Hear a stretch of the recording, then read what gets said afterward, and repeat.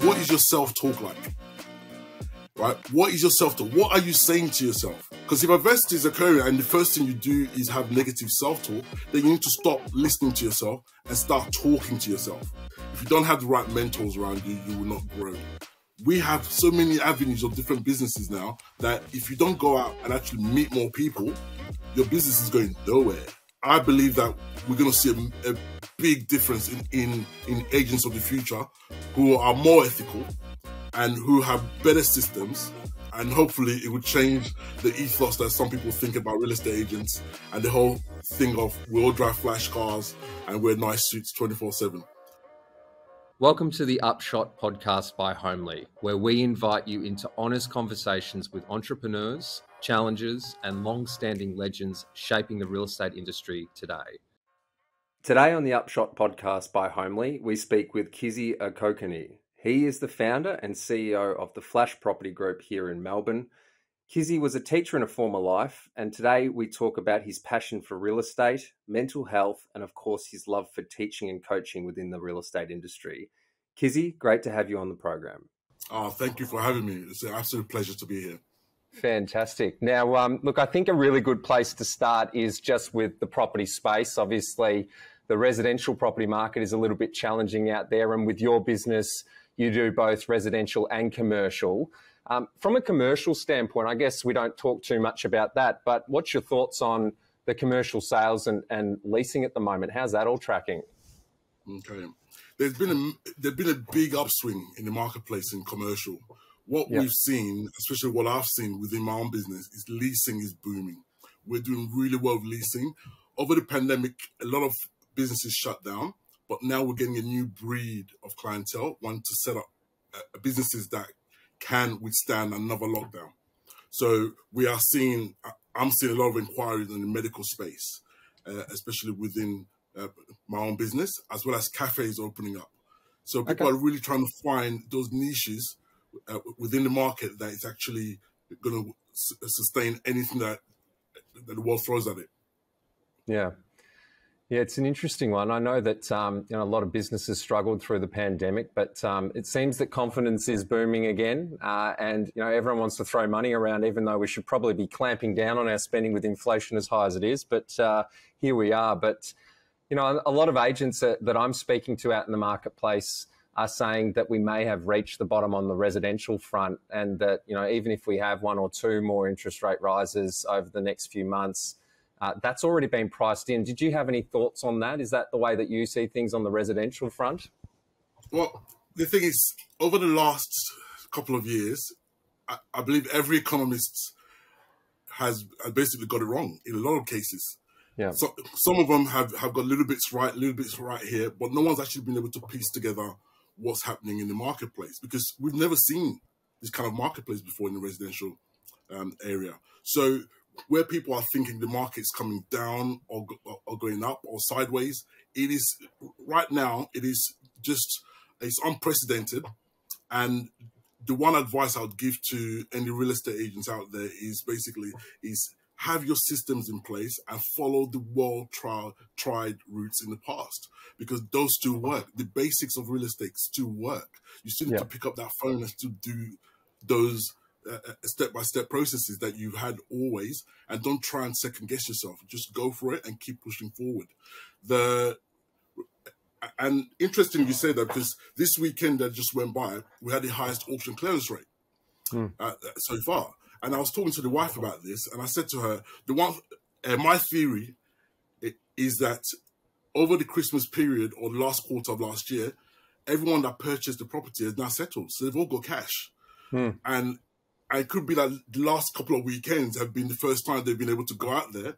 And because of the shortage in stock out there, they were happy to bid a little bit more because they wanted a certain property. So we are going to keep seeing an up and down motion over the next few months. It's going to take a while to settle, I believe, and purely because the interest rate keep going up. And if it continues to go up, then people will step back and just try to wait to see when best to put their property on the market. It's interesting. I know that when I was working in sales, many years ago, It was always the busiest time of the year, February, March, April, because exactly what you said, a lot of people sold their property, back end of the year before. They're cashed up. They also get this desperation factor as well. They've got this pending deadline where they need to actually find a place. And with the rental market the way that is, it's not easy to find a rental property. So we certainly might start to see, a spike in the next few months with property prices, as you've said, which is very, very interesting. In terms of your career, Kizzy, I think we sort of mentioned that you were a school teacher back in London, but now you've come over here, you've met your lovely wife, and she brought you over to across the pond, as you put it earlier. Give us a bit of a rundown on your career from when you started in London to where you are today. Okay, so literally, I became a school teacher in my early 20s, and I was teaching business studies, IT, and PE. Absolutely loved teaching. I was in a secondary school, and that's where I met Rachel, my lovely wife. So like every Australian, went to England to travel around the world, and then we met, fell in love, and then I moved over here. Well, after teaching, a friend of mine opened a real estate company in the Cape Verde Islands and invited us over for a holiday. We got there, really loved it. We went back to London just to take a sabbatical for 12 months, just try real estate in these islands. And we took the 12 months out and we never went back.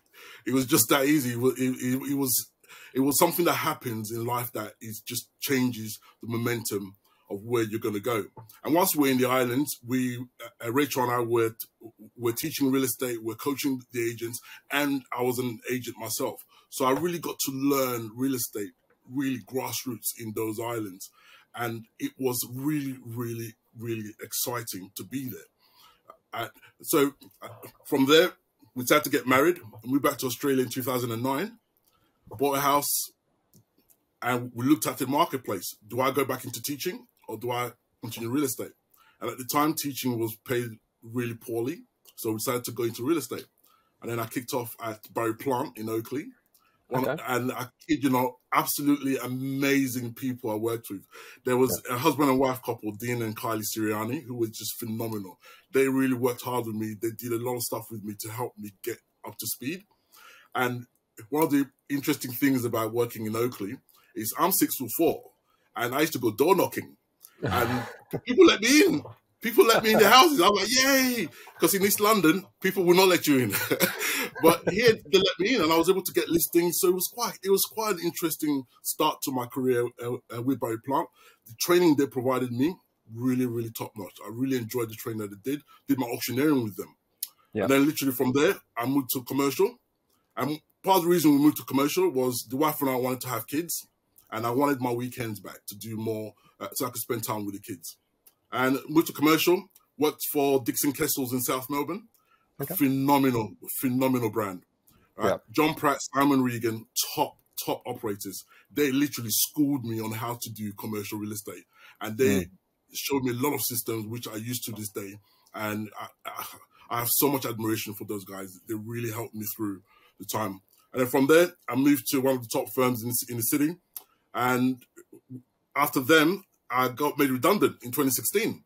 Really? And literally the week we got made redundant, we found out we were having baby number 3. And so the wife and I sat down and we discussed what's the next step. And she goes, I think it's time you went out on your own. And so I took the leap and opened up Flash Property Group. So, and it's just been amazing. The last 6 years, it's just, I've lots of ups and downs, but it's the best thing I've ever done, because it's given me more time to be with my family and to do what I want to do, and do real estate my own way. And to cut that off, I opened up Super Sales Coaching in 2012, just part-time, doing coaching. And that in 2017 really kicked off as well. So we now do coaching for schools, councils, and we also do coaching for real estate agents. And just trying to help people to be the best version of themselves on a daily basis. Fantastic. That's awesome stuff. To do a number of different things in the property space. You've worked in the commercial and the residential. You've got a range of different skills, but also the coaching stuff. That's really great to obviously impart the knowledge that you've picked up along the journey as well to budding real estate agents out there. But in terms of, obviously, you've worked in the education sector. Is there any transferable skills that you picked up from teaching? I know the kids used to call you Mr. O. Is there any transferable skills that you picked up from looking after younger kids that you apply to real estate? Communication is just phenomenal. If you're not able to really articulate what you want someone else to understand, you're not going anywhere. And one of the biggest aspects of teaching is being able to really get your point across to the pupils so that they get what you are saying. And then when you see that aha moment happen, you're like, wow, there's no amount of money that you can pay any teacher, because if they know that they've influenced you and you become better, that it hits you right there. So for me, that was one reason why I started teaching, and why I've continued it. It's now become one of the principal things I get when I stand in front of a group, is just seeing them like, taking it in, and then you can see the light bulb coming on, or they're asking you questions whereby you can see where it's leading to with their own understanding. And for me, that is really, really cool in education. Yeah. I was speaking to a guest last week, and one of their responses was very similar to yours around communication, and I guess getting the message across to vendors or landlords, if you're speaking to them on the renting front, about how things operate. If you can't articulate things clearly and concisely, you're not going to get your message across. And I guess that's the same with kids as well. If you're not getting your message across clearly, they're not going to understand what you're talking about. So yeah, I think that's certainly a very important skill that you're bringing across to the real estate space, which is fantastic. So for me, a lot of what I wanted to do was really try to influence the real estate market by becoming a better educator and helping people to become better in the industry. So for example, now I am a trainer and an assessor. So and I work for RTOs providing real estate training and for people to become agents rep and fully licensed. It's one of the best part of training what the government have done recently, especially in that they have changed the training from 3 units in agents rep to a full set 4. So they've made it harder, but they've made it a lot more, for me, they've made it a lot more interesting. And people now have to actually finish that full qualification before they can become an agent's rep, which means they learn more. They're more ready to go into the market space. And if everybody's got similar style training to move forward, then I believe that we're going to see a big difference in agents of the future who are more ethical and who have better systems, and marketplace will flow much better. And hopefully it would change the ethos that some people think about real estate agents and the whole thing of we all drive flash cars and wear nice suits 24/7. Yeah. Well, I know when I got my agent's rep, I basically got it out of a cereal box. I did your three units and I was away. So yeah, they've certainly changed that recently, which, as you said, I think is a really good thing. It means that, you need to know what you're doing. You can't just go out there and wing it now because, when you're dealing with someone's biggest asset and you've got no idea what you're doing, that is just very, very irresponsible. So, yeah, I totally agree with what you're saying. And kudos to you for helping agents get their sub-agent's license and getting into the industry. That's fantastic. Now, we spoke a little bit earlier about your business, and you obviously get a lot of your business through referrals. For any new players coming into the industry, how would you go about setting up a new business and, I guess, building out the brand? How would you do it if you were to start over again? Well, it's similar to what I first did, actually. The first thing I did was to look through all my contacts and pick up the phone. And I called everyone and told them what I was thinking of doing. And I asked a lot of advice. I went to quite a few friends who are already established in business, and I asked them what the pitfalls are. And one of the biggest pitfalls that someone told me was, you're going to be chasing people to pay their bills. And I thought, wow, that's going to be rubbish. But it is any small business person, ask them if one of the biggest headache they have is you've done the job and people take ages to pay your bill. So being able to regulate cash flow is one key advice that I would say to people to have that in the back of your mind, that you need to have constant cash flow within your business. You must be able to set up systems to start with. Once you're able to set up systems within, and that is your listing systems, your property management system, trust accounting. These are all key areas that you will need to have available and be well versed in, so that you can actually teach it to other people as well within your team.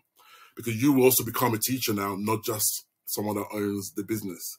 If you're just going to go out on your own, then by all means go out on your own, but you still need to have the systems in place. You need to have your forms, know how to fill out the forms, know where the mistakes would be, and have a mentor that can actually have a look over for you for the first 6 months.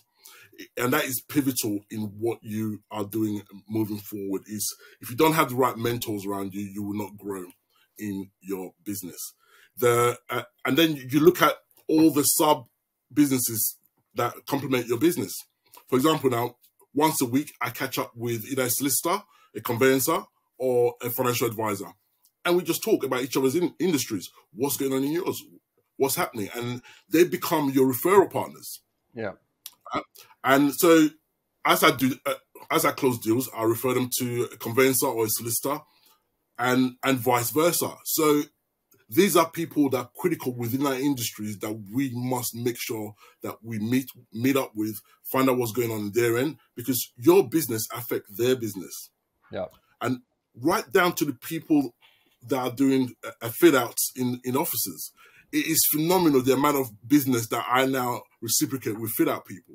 Because if I've got a tenant leaving and they need to defit, I refer to someone else and they come and defit. And if they know someone thinking of leaving, they might say, "Oh, give Kizzy a call. He'll come and help you find a space." As an advocate, we have so many avenues of different businesses now that if you don't go out and actually meet more people, your business is going nowhere. That is fantastic. I really, really like that. I know when I started my business back in 2017, I started a property management business, and I just thought that I could put ads up online and, wait for the clients to come to me. But if you get out there, you network as much as possible, they're the easiest wins, right? You don't have to pay for those leads. It's just about getting out of your comfort zone and speaking to as many people as possible, because ultimately there will be something that comes out of that, some nugget that is worth an absolute fortune to you in the long run. So I really like what you've said there. That's very, very powerful. Now, I guess the next part, the next question, obviously you have a couple of different businesses, as we've already discussed. There's a lot of people out there talking about multiple income streams. It seems to be the craze at the moment. Do you think that real estate is a job that you can do part-time, or is it something you need to do full-time? What's your thoughts on that, having, multiple businesses up in the air at the moment? Well, somebody said this to me not long ago, said to me, "Kiz, if you focus on just one area of your business, you're just gonna kill it." So I said to him, "Look, I love teaching and I love real estate. So what best to do is to put them together and teach real estate." So hence why I ended up having Super Sales Coaching and then Flash Property Group. Now, depending on what you want in life, you need to go out there and get it.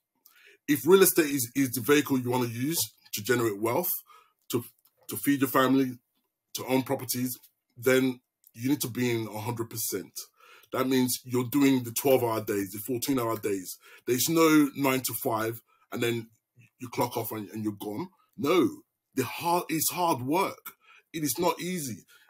The whole thing of list, manage, sell, and rinse and repeat. That's literally it. We list, we manage, and we sell. And then we do it again. And in each of those stages, there's multiple parts. So within listing, for example, you've got the prospecting part, whereby you should be doing that every single day. If you're not, if you want to be a top performer is making 40 to 50 outbound calls every day. Without a doubt. I teach my clients to have an hour of power. And in that hour of power, you have your headset on, you stand up, you've got your phone, and you got your numbers, you prep beforehand, and then you get on it. And you call as many people as you can. Now, if you're beginning in the industry, start with 10 calls a day.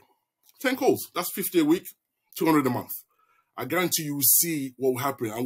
And one thing that I always encourage anyone in the industry to do is your scripts. Learn your scripts, make it your own, put in your own language, and you chant it. You find people in your office, at home, your wife, your cousin, your auntie, your next door neighbor to role play with. And role play 24/7 until you are comfortable with it, and then go out into the public. Another thing you can do as well within that is when you are coming into the marketplace, you've told all your friends that you're in real estate. Ask them, can I appraise your house so I can learn my pattern? Go and appraise your friends' houses and walk through, and then sit down with them and discuss what it is that you're trying to do and how you're going. Because in those safe spaces, you can become better and better. What people tend to do is that they think that if they just go with an agent who has already been doing it for 20 years, they will just listen to them and copy their style.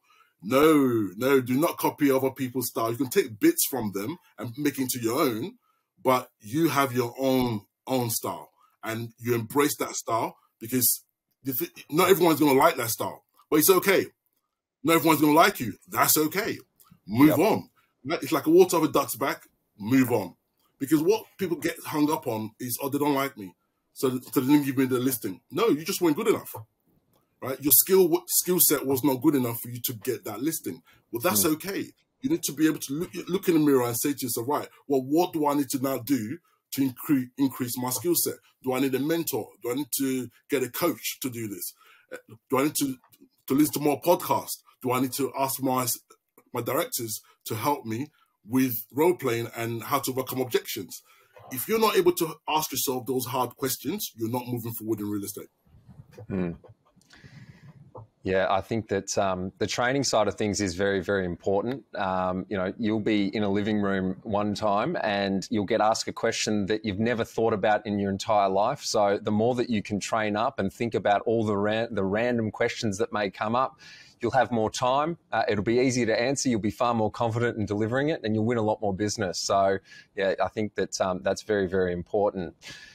Now, we are obviously in a very difficult market at the moment, particularly from a residential standpoint. We've already started to see a lot of agents leave the industry because it's all too difficult. They list properties fine, but they're just not selling. They're not getting paid for all the hard work that they're doing. This is difficult, right? It can be mentally draining. You can get into some pretty dark spaces. You're obviously doing a lot of training on this front and helping people with their mindset. What would you say to people at the moment to help them get through these really challenging times? Okay, so thank you for that question. One of the areas that we actually have developed about 5 years ago was something called PMA, which is positive mental attitude. Now, I've been delivering that to secondary schools and youth leaders in councils around Melbourne. And with help from our psychology friends, we are now putting together something for real estate agents, because the amount of people that have come to me to say to me they're going through a lot of anxiety and they don't know how to deal with it. And in a lot of cases, being anxious is trying to live in the future. So we're trying to say to them, you need to be back in the present and understand what is going on. And if you've ever met anyone that is depressed or anxious at times, they can feel trapped inside themselves and not know what to do. There are people that will say to me, kids, I feel as though everything and everyone is just against me, and I don't know what to do. Or they will say, I want to make friends, but I don't want to be social. Right? I want to be alone, but I don't want to be lonely. So the first thing I would say to them is, okay, firstly, let's look at this. What is your self-talk like? Right? What is your self-talk? What are you saying to yourself when adversity occurs? Because if adversity is occurring and the first thing you do is have negative self-talk, then you need to stop listening to yourself and start talking to yourself. Literally. So stop listening to yourself and start talking to yourself. And when I say talking to yourself, positive things, affirmations that you're going to use, and you talk to yourself in the presence. I am great. I'm a great real estate agent. I am a great presenter. I am a great husband. I'm a great dad. I'm a great friend. Things that you know to be true to yourself. Keep saying these things to yourself. And if you catch yourself about to be negative, you need to flip the script. If I go in front of the mirror I have a friend from the UK when we were at university, and he was such a cool dude. He used to, every morning he'd wake up, and all I heard from his room was, "I'm a tiger, come on!" Literally every day. I was like, dude, what's wrong with you? But that was his wake-up call for himself. And whenever he felt down, he'd go in the mirror and he tells himself he's a tiger. So if that works for you, go for it. Because the whole thing is you're in control of your emotions. And if you let negative self-talk change that, then you're just going to keep yourself down. So the more you talk to yourself and be positive in that talk, the more you can literally flip the script and to move forward. It's not easy to start with. It's not easy at all, but you have to be able to beat that down. I have a client who has actually named her self-talk, and it's quite cool. She calls her self-talk Debbie Downer. So whenever Debbie Downer says something interesting in her brain, she's like, oh, there goes Debbie Downer again. And that is a way for her to defeat Debbie Downer. And I thought that is just so great. Naming your self-talk with something ridiculous so that you can say, now beat it down and say, no. I am Kizzy. I am great at what I do. I'm the best at what I do. I'm striving to become the best I'm going to do. And just keep pushing forward. Because at the end of the day, we've got one life. There's no rehearsal. There's no rehearsal. We can't rewind and do it again. You just have to deal with it. And so in order to deal with it, we need to learn these skills. And so as the adversity comes to us, we flip the script.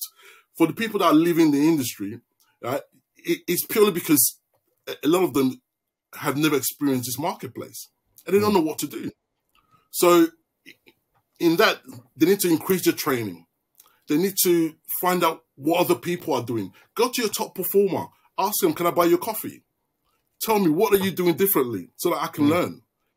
People are happy to help. Just ask for help. Help me. Please help me. It's simple. Please help me. I want to be as good as you.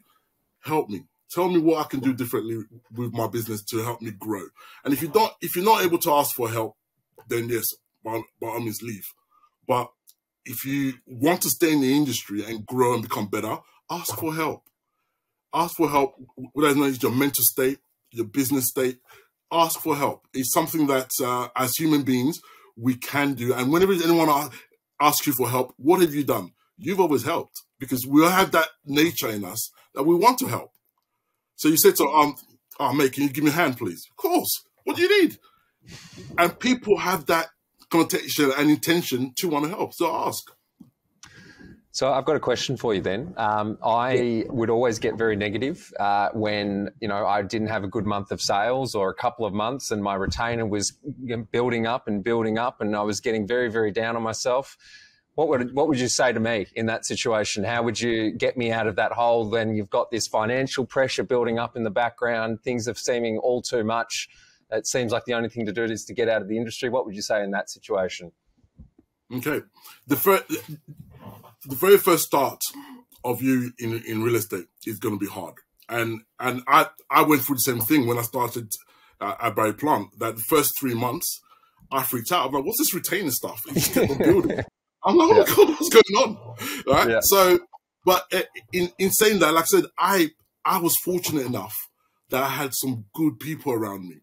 I kid you, Dean Siriani, I remember going to see him and I was saying to him, quite simply, similar to what, like I said now, I'm struggling with this. I didn't know what to do with it. And this was 2010, I think, 2010. And he goes to me, why don't you come on a prospect drive with me? I'm like, what's that? So agents, if you're not doing a prospect drive of your zone, you're doing a disservice to yourself. He took me in his car and we drove up and down every street in his zone that he looked after. And he said to me, the reason why I do that, and he did this religiously once a week, is to see what's going on in my area. Who's building what? Who is doing a garage sale?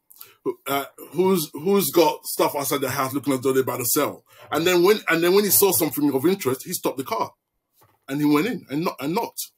Or he would leave a handwritten note. Take a blue pen, keep it with you at all times. Handwritten note, put it in the letterbox and sign it. Put your number. A blue pen, people know you wrote it. With a black pen, it could just be printed. Sure. And one thing he taught me, which was so cool, we were driving through one of the streets, and there was a guy, immaculate garden, absolutely immaculate garden. He goes to me, go write a note, put it in their letterbox saying your garden's amazing. So I did that, put a note in, and it must have been like months went past. This guy called me to thank me for that note, and I ended up getting to know him, and I went to his house, I praised it, told me about what was going on in the rest of the street, and I ended up selling a house in that street because he introduced me to someone else. It go figures, just by you being nice and just actively doing something, it can change. So in that instant, if you've got a bad month, pull your socks up and go again. Yep. Right? Because if it's happened, it's gone. You can't relive it. You can't go to the past and do it again. But next month, right, what can I do differently? What did I do right? What did I do wrong? So self-reflection is one of the biggest part of our business. If you're not able to do it and look at yourself objectively, you can't be the business. You are going to fail. And fail simply means first attempt in learning. Try again. Flip the script. Find a different way to do what you did. They're not saying no to you. They're saying no to your patter, to the way you spoke or to the way you presented yourself. So find out what the top people are doing, emulate them, make it your own, and go and try it again. Like I said, if you come to me and said to me at the end of the month, Kiz, I had a really bad month. I'm like, well, how many calls did you make this month? I made 5. Well, I rest my case. Did you do 10 calls a day just as a starting point? And then move that up. Right? Are you doing your letter drops? Are you doing your letters physically yourself? Because if you're just paying someone to do your letter drops and you're new in the industry, stop doing that. Get out there. Because you're going to meet people. And one of the best times to do letter drops, you all know when the best time to do letter drops is? Sunday afternoon, 3 to 5 p.m. People are going to hate hearing this, Kizzy. Oh, seriously, I kid you not. Because guess what? Everyone's at home. And if you're walking up and down the street, people are in their garden doing stuff. Hey, I'm Kizzy. I'm from this estate agent. We're just selling this down the street. There you go. You want to come to the open next week? Done. That's simple. You're not selling anything. Move on to the next one. And if you've got kids with you, bring the kid. The kids will love it. If you've got your dog, bring the dog. But it is such a cool time to do it. And I learned that by accident. I went to a conference. I think it was the Barry Plant conference. And one of the guys I was talking to, he was one of the top listers. And I said to him, how do you do it? He goes, I do my door knocking on Sundays. I was like, no one will talk to you on a Sunday. And he goes to me, try it. So I did. And it worked. I love that. I love that. Right? So try different things. Yeah. Try different things. If you don't try different things, you never know what will work in your marketplace. So if you just keep doing what everyone else is doing and expect a different outcome, guess what? That's insanity. That's the definition of insanity. So change it, try different things and make it work. And in that way, when the second month rolls in and you've seen the numbers increase, okay, this worked, that worked. Now, what didn't work, let's remove it, add something else to it. Because it's a trial and error. Yeah. That's what we're doing, trial and error, and just keep moving forward. Activity breeds activity, right? So, you get yourself out of any hole you're in if you start getting some success off the back of doing all the hard work. So, very true. What got you into the mindset stuff? I mean, this is a key focus of your business. Is there something that happened in your life that sort of said, I want to help people with their mindset? Well, I would say it really started from teaching. Yeah. I remember as a school teacher, I was head of year 10. And so there's all 15-year-olds in London. And I had 120 pupils.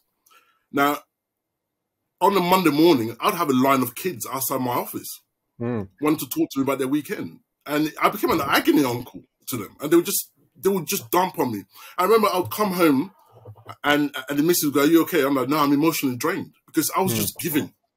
So really it started from there, whereby I realized that actually I wanted to help people. So as we started doing more and more coaching, I found that more and more people were asking me the questions of how to deal with their mental state. So I ended up doing courses in mental health. I've done a Cert 4 in mental health. Did my working mental health first aider course, and all of these really helped me to better understand what is going on. Yeah. And then I've got quite a few good psychology mates who are just phenomenal in the field, who I've been able to tap into and really ask for their help to move forward. And they are just amazing. And one of the critical people that I would say, if you ever get a chance, and he's an organizational psychologist, Peter Zaris, phenomenal guy, he's based in South Melbourne, works hard, 25 plus years in the industry, unbelievable work ethic. This guy is so cool, and he's helped me to develop a lot of different parts of my own business in relation to mindset and mental health. So I would say that from being a school teacher, helped me to move into this. And then the more and more I'm working with people, the more and more I'm realizing that we're all in the same boat. Yeah. And in 2009, when I came here, I remember being anxious. And because I'm from East London, I don't know anyone, and I had to start from scratch. So how did I end up? So I ended up making friends. I joined the five-a-side football club, and that was quite cool. So played football for a bit, met new people that way, doing sports, and it just moved on from there. So, and at the time, I remember always making sure that my self-talk, because one thing that when I was in school is when I learned about your self-talk and how to deal with it, was always positive. And whenever I caught myself being negative, I literally walked to the mirror and I would start saying positive things to myself, and it stopped me from feeling that way. So it's a process. It's a process, and you have to just keep going through and have those systems and steps in place to get over things. Yeah. So in light of that, the mental health and the mindset discussion, what does success look like for you? I believe right now is success for me. I've got three beautiful, healthy kids. Yeah. A beautiful wife. I've got a lovely home. It's nice. It's nice. I don't need to wear bling bling and all that to be successful, because that's not success. If material things is what people think is success, then that's okay for them. But for me, it's having a nice family environment, happy life. One of my best joys is I coach my under-8 girls basketball team. Yep. Now, if you got to see this, I'm 6'4", so I've got these little tiny girls doing the basketball, and I'm shouting at them on the court for encouragement and things. And for me, I'm in the zone for that hour and a half. Nothing else matters. So that is success for me. I am serious. It's finding the love in the little things, because you can live most of your life in different moments within your life, and it's amazing if you don't accept those moments and be there, because everybody's living their life through a lens. We're all there with our phone doing this. If you want to do that, okay, but put your phone down so that you can video it, but be in the moment. Enjoy what's going on, because once it's gone, it's gone. It's if you ever go to an aged care home and I encourage everyone to go and volunteer in an aged care home. Just go there for half a day, volunteer, and then speak to the people that live there and ask them, is there anything you regret? And it will seriously wake you up. You wake up to all this stuff that you think that that you hold dear, and all the stuff that you think matters, because they will tell you the truth. And the truth is, family, friends, you matter. You matter. And I think COVID did that as well, don't you think? I mean, I used to have a different perspective on life, and then COVID rolled around and you couldn't see your friends, you couldn't see your family, and you realised how much you missed it, right? So, yeah, I think that certainly for me anyway, and I know a number of people I've spoken to, that really changed priorities for a lot of people. So, yeah, interesting times, and we're on the other side of that now. But anyway, now we're just talking about some advice for people that have, I guess, either started a business or are getting into the industry. They feel like they're failing, right? What do you think they could be doing? Is there any advice that you give them right now to help them get through these tricky times? Look at your systems. Look at what areas are failing. Do you need a business coach? Do you need a mindset coach? You need to look at who in your sphere of influence can actually help you to overcome the adversity that you're currently going through. Because remember, many people before your time has done the businesses. If your current sphere of influence is not helping you or not good enough, change it. Change it. Like I said earlier, you've got one life only. If you don't do what makes you happy now, then in 5 years' time, you're going to look back and say, why didn't I do this then? I always think of my future self, And I said, what would my future self think of me in 5 years' time if I decide not to do what I need to do? So if you look at your future self and then and literally try and envisage your future self looking at you at this moment in time and telling you, why didn't you do this? Why didn't you go to the gym like you said you're going to do? And this is another area that I work on with people on, is on the promises we break to ourselves. Right? If you think about it, the biggest and longest relationship you're ever going to have is with yourself. If you're breaking promises all the time to yourself, your subconscious, every time you want to do something, will stop you from doing it because it thinks you're going to break that promise. So you have to start rebuilding. You have to start rebuilding your subconscious again. So if you're breaking promises to yourself, you say, right, tomorrow morning, 6 o'clock, I'm at the gym. 6 o'clock comes, it's raining, you're like, no, not going. You've broken a promise to yourself. Yeah. The next day, same thing. It all adds up. It just all comes together, and your mindset is like, no. So when you do want something that you really want to do, your mindset is going to stop you from doing it because you've broken that promise so many times. So you have to then start rebuilding and do little things. Yeah. Literally little things to rebuild it up again. Kizzy, I broke my promise to myself to go to the gym this morning, but that wasn't my fault. The traffic was terrible. So look, I won't beat myself up on that, right? I love it. That's so cool. Now, quick fire into this podcast. Couple of last questions for you. You've been an absolute superstar, so thank you. One simple piece of advice you would give to a buyer, vendor, or agent right now in the current climate. What would you say to them? Okay, for buyers, buy what you can afford. Look around you. If you can get in the market now, get in the market. Buy whatever you can afford. Do not try and wait for the 20, 10, $5 million property that you want to be or the zone you want to be in. Buy what you can afford. Get into the ladder, because once you're in the ladder, it then gives you opportunity to then leverage that property to do other things. But just get in. That's the main thing I would say to that. And right now, a great time to negotiate.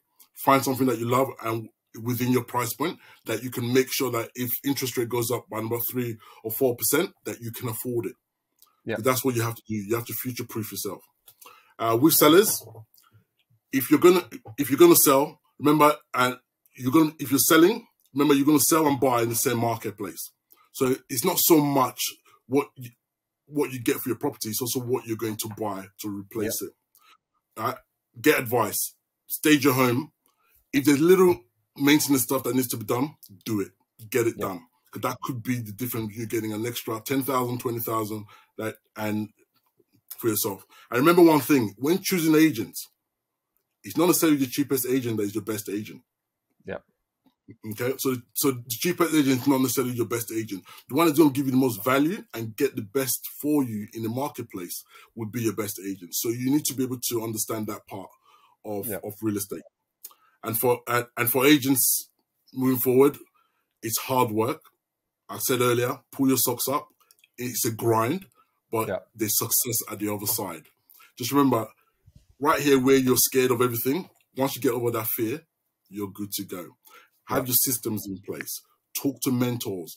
Get someone that can help you go through the processes if you don't already know the processes. And learn as much as possible, because the more you learn, the better you'll become. So I want you to chant your scripts. Learn them by heart. Practice them with your friends, family, anyone that will listen to you. Practice them and literally rehearse them. Because once you get in front of a prospective buyer, seller, renter, landlord, you haven't got a second chance to make a first impression. Yeah. So the more you practice in a safe space, the better it is for you to be able to move forward when you get in the real world. So good luck out there. Love that. Now, this last question, I'm just going to put a little disclaimer out there that this isn't providing any financial advice to anyone listening. But if you had $1 million right now, what would you do with it? Would you jump into the property space? I just give to the wife. What am I going to do with it? What am I going to buy? I just give to the wife. Like, what do you want, honey? Yeah. Right? They say a happy wife's happy life. So it's that simple. She's got all the ideas of what needs to be done. I'll just give it to the wife, mate. What else am I going to do? I've got a car, I've got a house, I've got kids, I'm happy. Yeah, give it to the wife. If she wants to do stuff with it, Shu can sort it I'm out. happy where I'm at. Fantastic. Well, Kizzy, that's the end of the program. Thank you so much for joining us. I have picked up so much value from our little chat here today. And whilst I'm not in the trenches selling real estate and renting real estate anymore, I'm going to apply a lot of what we've discussed here today to my life. So thank you very much. We look forward to catching up with you maybe in the future, but thank you again for being such a superstar, and we look forward to catching up with you soon. Oh, massive thank you for having me today. Really, really enjoyed it. You take good care of yourself. I look forward to catching up soon as well. See you soon. Before you go, please hit follow, like and subscribe to make sure you have me and my next guest back in your ears in 2 weeks' time. Until then, make sure you share this episode with your friends and colleagues, find details and resources in the show notes, and get in touch via Homely socials with any questions. That's at homely.com.au on Insta, Facebook and TikTok.